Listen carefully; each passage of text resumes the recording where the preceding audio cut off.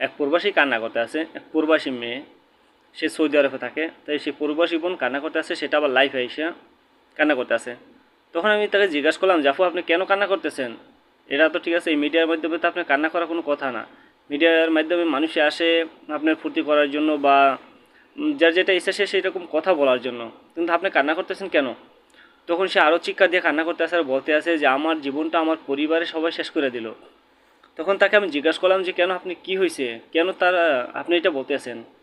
তখন সে বলছে ভাইয়া আমার, তখন সে লাইফের থেকে কাইটা তারপর ইনবক্সে এসে আমার বলতে আসে যে ভাইয়া আমার এরকম বিয়ে হয়েছে, আমার বিয়ে হওয়ার পরে আমার একটা বাচ্চা আছে, বাচ্চা থাকার পরে তো আমার স্বামীর সাথে আমার সাথে কাজে লাগলে আমার মা হারা বলতো যে তোর স্বামী সাইরা দে, তোর অন্য জায়গায় ভালো একখানে বিয়ে দেবো। কিন্তু তাদের কথা শুনে যখন সাইরা দিলাম, তারপরে 2-6 মাস যাওয়ার পরে আমার এই অবস্থা। তারা কেউ আমার দেখতে পারে না, আমার যে যেটা মন চায় সে সেটা বলে, নানান কথা বলে।